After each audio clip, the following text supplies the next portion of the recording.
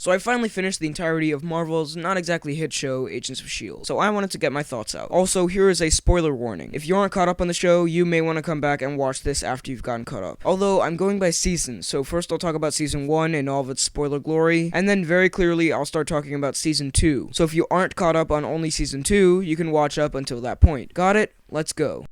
We worked the cases S.H.I.E.L.D. hasn't classified. The strange, the unknown. It's not just spy versus spy anymore. The whole world's in on the action. So a summary for Agents of S.H.I.E.L.D. Season 1. First half, they find a new ancient mythical artifact each week. Second half, Nazis. Alright, there's a bit more to it than that, but that's the general gist. Also, this is an official spoiler alert for The Avengers, if you're one of the 5 people who haven't seen that movie. So in The Avengers, Phil Coulson, one of the main agents of S.H.I.E.L.D., gets stabbed in the heart and apparently dies. His death was very important because it was what motivated the Avengers to save the world. But it turns out he isn't dead. How? Where? Why? All of these questions will be answered, more or less. So let's get to my opinions. Firstly, the team in the show. Coulson returns and he's great. While I do think he worked better as a grounded, kind of funny supporting character, he's good as a main leader. Then there's Grant Ward, who at first when you see him, you think, oh great, it's gonna be this kind of guy. A flawless, bland action model guy who gets everything perfect. But really, he isn't. You become more attached to his character, making the plot twist that he's actually evil all the more interesting. Skye is sort of the new window into this world. She's your average person that you follow along on all these adventures from her point of view, as she's inducted into this world of superheroes and guys in suits. She was likable and funny when she needed to be. Fitz and Simmons are the quirky, British, Scottish, nerdy scientist guys, and for the first, say, 3 episodes, I was like, I don't really care about these guys. Then that episode where Simmons jumps out of the plane to save the crew really got me back on board, and these two started to get a lot more interesting. May was my least favorite on the team, at least in the first half of Season 1. She just seemed like the quiet, intense, sincere lady they bring in, who incidentally can also be a total badass. The actress was also the voice of Mulan about 15 years ago, so that's just something interesting that I discovered. But really, despite some complaints, the core team is pretty good. As far as the other characters, Bill Paxton gives a fun, tough guy, bad guy performance, and it was cool to see a pretty big name actor along with the other relatively unknowns. Mike Peterson, who later became Deathlock, has some interesting character plot points. Seeing Maria Hill, even if it was very briefly, was fun, and Patton Oswalt made an appearance, which was weird but welcome. Also, the Nick Fury cameo at the end of episode 2 was so great. The show's basically over and you aren't expecting it, and then you hear Samuel L. Jackson just shouting at Coulson and you just start smiling. Really? Really, Coulson? 6 days? It only took you 6 days to take a completely renovated piece of state-of-the-art machinery and turn it into scrap? So the overall episodes, how are they? The first 7 or so episodes are very episodic. There's this new artifact or person with powers or something mythical each week. And by the 6th or 7th episodes, it was getting kinda old. But then they spiced it up a bit, and that's when the show got quite interesting. There was the overarching Tahiti story, which I'll get into in a second, the Hydra twist, the intrigue of Skye's parents, all sorts of stuff. Although I will say, the first episode of the season is definitely the best episode, with possibly the exception of the season finale. It was great, probably because it was directed by Joss Whedon. There was cool action, lots of funny moments, introductions to new characters. The series got off to a strong start. Then it slowed down considerably, and then started speeding up again about halfway through. As far as tie-ins to the other movies, the Thor the Dark World tie-in might be my least favorite episode. Not because of Sif or anything, she was great, but because it was just kinda like, hey, Thor came out, well, we might as well do something Asgardian related. The Captain America the Winter Soldier tie-in episode, aka the Hydra is invading S.H.I.E.L.D. episode, was awesome. Although it had way too many plot twists. Like, hey, this guy's good, but this guy's bad, but this guy kills these guys, and this girl's good, but kinda bad. It just got a bit confusing, but still, it was cool. And those Hydra episodes were remarkably really good. They were more intense, the characters got deeper story arcs, and it might just be me, but I felt that most of the cast got better at acting. I'm not sure if that makes sense, but seeing the guy who plays Grant Ward, he worked really well as a sympathetic bad guy. As far as the other storylines, the main one that everyone wanted to see when going into this was, how's Coulson alive? And they explain it in an interesting way. At first, you just see him having flashbacks of people poking in his brain, and you're like, oh, it's gonna be a cop-out kind of thing. But then he discovers this corpse that brought him back, and oddly enough, it ties into Guardians of the Galaxy. The thing that brought him back was a Kree corpse, the Kree being the species that Ronan is. So that was actually kinda cool. On a more overall scale, the action in the show is pretty good. It isn't great, but it's good. Same for the humor. The special effects are really good, especially for a TV show on ABC. There are some romantic subplots, but they just kinda die away. They only left us with one kind of romance for the first season. And then there was the season finale, which was, and I know I use this word too much, but I'm gonna use it again, awesome. Nick Fury shows up fresh off the Winter Soldier. He has some great action scenes and some great lines. Ward was great, Bill Paxton was great, it was really funny, it was really exciting. Fitz and Simmons had a pretty touching moment on the bottom of the ocean where Fitz gets brain damaged. It was a great way to end it off. So that was season 1. It started off a bit slow, but soon it picked up steam and actually got really enjoyable. For that, I'll give it a 7.9 out of 10. It was leaning on 8, but I think the negatives kind of weigh this down. Still though, it's pretty good. So now I'm going to talk about season 2. So again, if you aren't caught up, click away now. This is a make or break moment.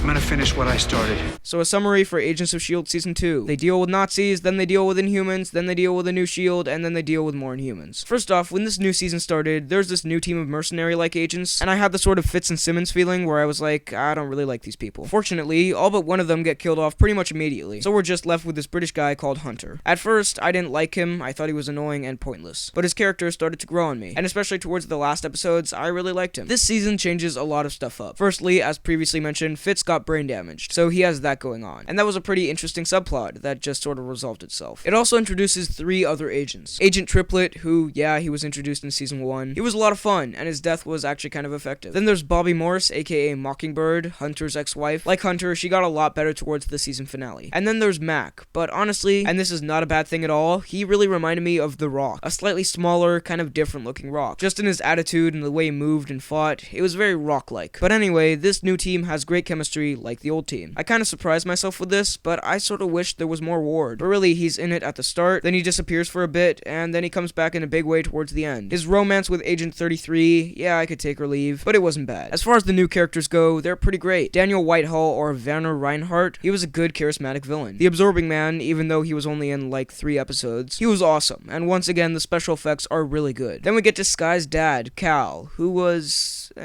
good. At some times he was great. At some times he was overacting a bit. I just don't really know about him. Reyna, who was in season 1 as the girl in the flower dress, she was really interesting in this, with her weird spiky transformation that I'll get into in a bit. Sky's mom wasn't super fantastic. She also was just a bad guy all of a sudden for some reason. Gordon, the teleporter human with no eyes, he was suitably creepy and interesting. The action is again not amazing, but it's still cool. The episode that revealed more about May's past was really good. And Grant Ward, even though he isn't in it that much, plays a really good bad guy. So here are some positives and negatives. This season focused a lot on the Inhumans, which is cool since their movie's coming out. Basically, they were people left behind by the Kree who get powers by going through some mist or something confusing like that. Turns out Sky is an Inhuman. She goes through the mist, gets earthquake powers, and then she's taken off to a type of Inhuman day camp. And here's the thing, the whole Inhuman aspect of it was really cool and interesting. That Kree temple or city or whatever, awesome. Sky's powers and the repercussions that came from those, great. But the whole Inhuman camp got a bit old. Like, we get it, she's here, she needs to learn to control her powers. But can we just get back to Coulson? Speaking of which, Coulson really shines in the second half of the season. Some really good moments and lines from him. Then there's this whole other storyline about another S.H.I.E.L.D., the real S.H.I.E.L.D., coming out of the Hydra S.H.I.E.L.D. destruction. And they have this leader, and Mac and Bobby are double agents, and it was all just kind of enough already. The twist itself wasn't super good to begin with, but there'd already been so many other plot twists that we didn't need another one. You've got the Inhumans in their camp, the real S.H.I.E.L.D., the alien blood that's making Coulson draw maps of an alien city, and the Hydra storyline. All of them intercepted and made the show feel kinda crowded. There were also so many betrayals and twists and turns, and it kept trying to pull the rug out from under you, like this person's good now, or this person's bad now, but it just got confusing at a point. However, then we come to easily the best episode of the season, and maybe even the entire show. Maybe. The season 2 season finale. I honestly loved it. If every episode could be like that, this show would be a 9.5 out of 10. First off, you've got Ward doing some messed up stuff. First he kidnaps Bobby and tortures her. That was surprisingly intense. The fight between Bobby, Ward, and Agent 33 was really cool. Then you've got Ward seeing his girlfriend 33 disguised as May, and he just completely wastes her before realizing what he's done. The action was stepped up, although I don't really know about Sky's weird slow-mo Matrix fight. Mac also really steps it up in the finale, making him one of my favorite characters. And then there are quite a few lines of dialogue in this that are just cheesy and epic and hilarious. They are straight up Arnold one-liners.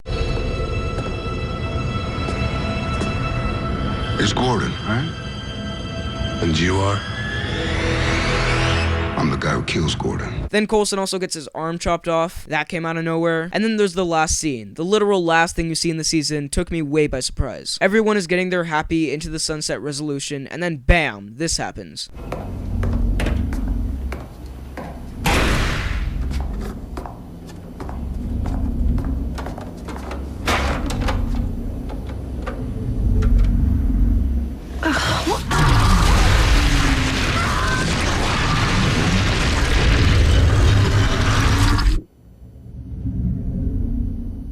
So overall, Season 2 was quite a bit better than Season 1. Better character arcs, better stories, better action, better special effects. It was pretty great. I'll give it an 8.4 out of 10. It did feel a bit crowded, and a lot of the things they did I didn't really like, but in the end, I thoroughly enjoyed it. So those are my thoughts on the first 2 seasons of Agents of S.H.I.E.L.D. Do you like the show? A lot of people don't, and I totally get that. Let me know your thoughts in the comments. Hit the like button, and subscribe for more videos like the one you just watched. Thanks for watching, and I'll see you next time.